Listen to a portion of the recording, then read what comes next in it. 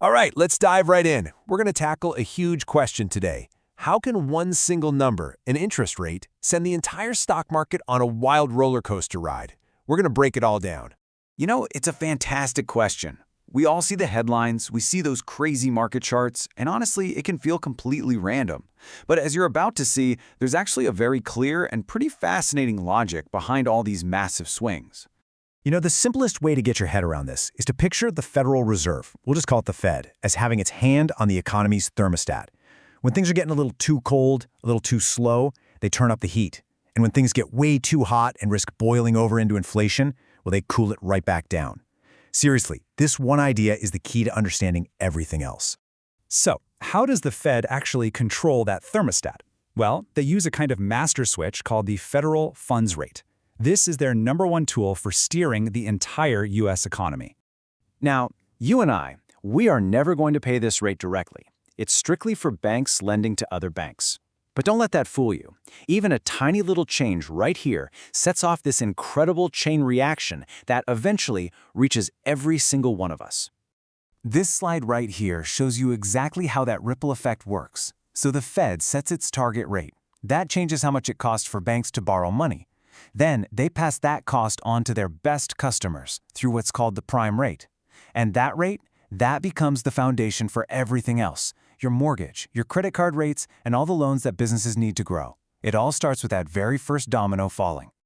Okay, so what happens when the Fed looks around and decides the economy is a little too chilly, that it needs a boost? Well, they turn up the heat by lowering those interest rates. When money is cheaper to borrow, it's basically a green light for spending. Businesses can suddenly afford to finance new projects and hire more people. At the same time, consumers find their mortgage payments might be a little lower, leaving them with more cash to spend. All of this boosts company revenues, it drives profits, and, in theory, sends stock prices climbing. It's literally like adding fuel to the economic fire. But an economy that's running too hot can lead to some serious runaway inflation. So when the Fed needs to pump the brakes, they do the exact opposite. They raise interest rates to cool everything down. And this slide just illustrates that contrast perfectly. Over on the left, you can see what happens when rates rise. Borrowing gets more expensive, consumer spending tends to slow down, and corporate profits really start to feel the pressure. That combination tends to pull the entire stock market down with it. But here's where things get a little more nuanced. A change in interest rates doesn't hit the entire market in the same way. There are actually some pretty clear winners and losers depending on which way that thermostat is turning. The financial industry, for one, often loves rising rates. I mean, think about it. Their whole business is lending money. So when rates go up, that gap between what they pay to borrow and what they charge you to lend, that's their profit margin, and it gets wider. On the other hand, when rates are low, sectors that pay out high dividends, like utilities, suddenly become way more attractive compared to, say, a low-yielding bond.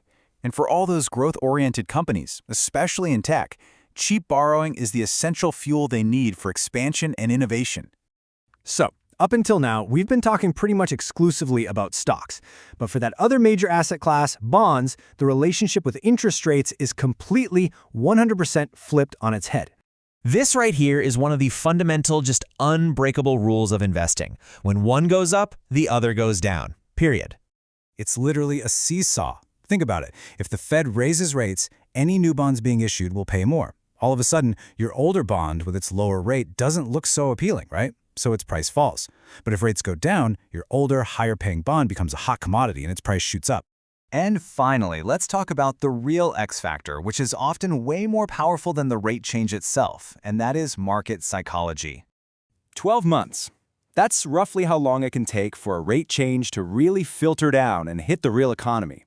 But the stock market, it reacts in seconds. And it reacts based on what it thinks is going to happen next.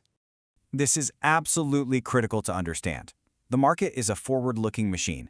Investors are constantly trying to guess the Fed's next move, and they buy or sell based on those guesses, those expectations.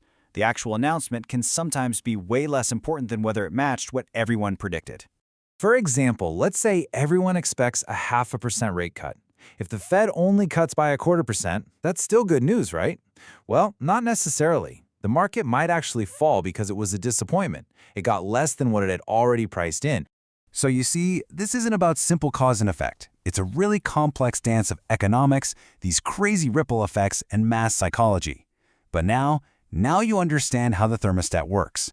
And that gives you a powerful lens to see through all the noise and ask the really big question, where do you think that thermostat is heading next?